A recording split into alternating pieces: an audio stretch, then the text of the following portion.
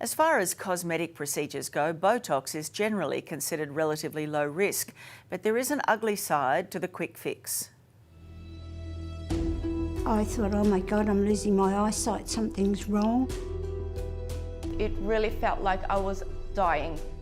Tonight, botched Botox. In the face, you're 1 millimetre away from a disaster. I am embarrassed. I had to hide my face constantly. And a warning from leading medical experts. I think there are instances of what many would regard as predatory marketing in this sort of circumstance. It was terrifying because all the time you're thinking, are they right with their diagnosis? Is my eyesight going to clear? Will I ever be able to see again? Annie Grenslide says she's been having Botox for years. Her GP, who usually performs the treatment, was on holiday, so she went to a medical centre that advertised injectables. A week after the treatment, Annie says she began to lose her eyesight. So I rang my eye specialist and I said, can I come and see you? Because I've got double vision. And they fitted me in and examined me, did all the reading charts, all the different things that they do there, and they said, have you had any injectables lately? But just to be sure, Annie's eye specialist sent her to a cardiologist and for a brain scan. He also said the same thing. I think that's what it is, but we won't know because it takes 3 to 4 months for it to wear off. I had an MRI of the brain as well, nothing wrong there. And sure enough, 3.5 months later, Annie says her vision finally returned. You couldn't do anything, you couldn't go anywhere, no driving, so goodbye independence.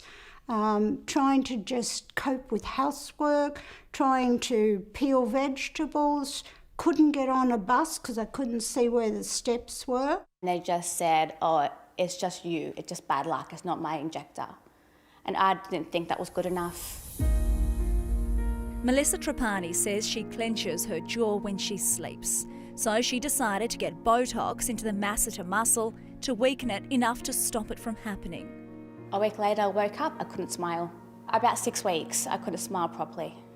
It's protocol that patients undergoing injectables are seen by a medical practitioner prior to receiving treatment. Melissa says that didn't happen at the clinic she went to, so we paid them a visit to ask them some questions. With any Botox treatments, nothing is permanent. There's never any permanent damage. With Botox, everything wears off. Is somebody performing injectables here today? Yes, yeah. Okay. And is there a doctor present today? No, there's no doctor present, but we have our scripting doctors. Patients do need to have a consult with a doctor, or Absolutely. there needs to be a doctor on premises. So Absolutely. Is there a reason there isn't one today, but you are performing some treatments? No, we constantly Skype our doctors for consultations. Okay. The muscle that is used to clench the jaw is usually paralyzed with some Botox, but there is also a muscle that makes you smile that is very close to that big jaw muscle. And not all patients have perfect and precise anatomy. About 20% have anatomical variations that needs to be accounted for. This is the eye socket. Dr. Naveen Samaya is president of the Australasian Society of Aesthetic Plastic Surgeons. Either by lack of knowledge of your anatomy or a bad injection technique, kind of using the wrong product, too little, too much, you can damage critical structures. Dr. Samaya says loss of vision, nerve damage, dead skin and infections are all serious risks associated with injectables. Let's talk about Annie's case. Now, Annie was left with double vision after having Botox. How did that happen? It's a very complex dynamic muscles, and some of the Botox can trickle down and occasionally can trickle down into the eye socket and weaken some of the muscles, and that may have caused this problem. According to the Medical Board of Australia, injectables are considered minor cosmetic medical procedures. Medical practitioners can even offer patients the opportunity to buy now and pay later. My tongue started swelling up, my lips started swelling up.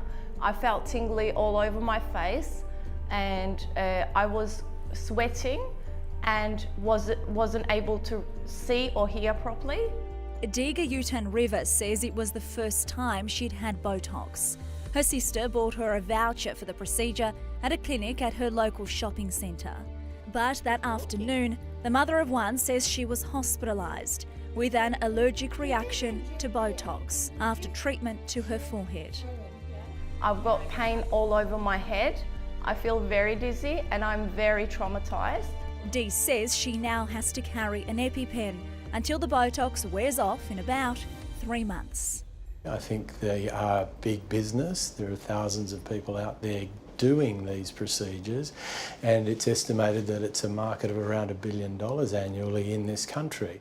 Professor Mark Giannoutsos is a specialist plastic surgeon. I think very much, although it's very commonly performed, it needs still to be regarded as a proper medical intervention. I think they need to know the qualifications of the person undertaking the procedure. They need to know that it is being supervised by a medical doctor.